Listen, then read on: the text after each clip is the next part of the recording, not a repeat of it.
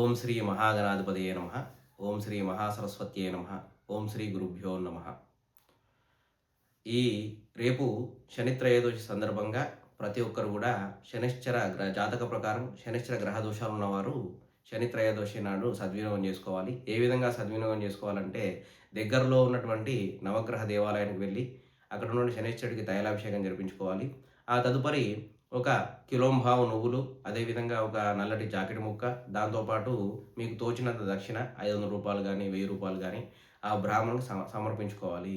అయితే ఇది ఎవరెవరు చేయాలి అంటే జాతకరీత్యా ఈ శనైశ్చరుడు మీనరాశిలో ఉన్నాడు కాబట్టి సాడే సాధనం చెప్పని ఎవరికి ఉంటుంది, మీనరాశి వారికి జన్మస్థిత కాబట్టి మీనరాశి వారు జరిపించుకోవాలి.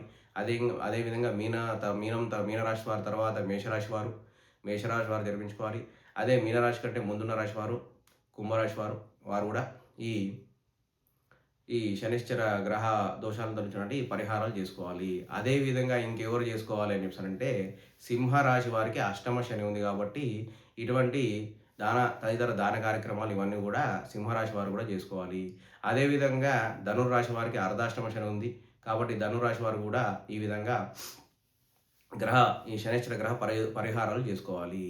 అయితే మరి ఏం చేయాలి అని చెప్పానంటే దీనికి ప్రాతకాలం సూర్యోదయం కంటే పూర్వమే నిద్ర నుండి మేల్కొని ఆ స్వామివారికి జాతకరీత్యా అటువంటి పరిహారం ఉన్నా కానీ ఈ అర్ధాష్టమ శని వల్ల కలిగేటువంటి బాధలు ఏవైతే ఉంటాయో వాటిని తొలగించేటట్టుగా ఆ భగవంతుని మీ ఇంటి దేవుని స్మరించుకోవాలి.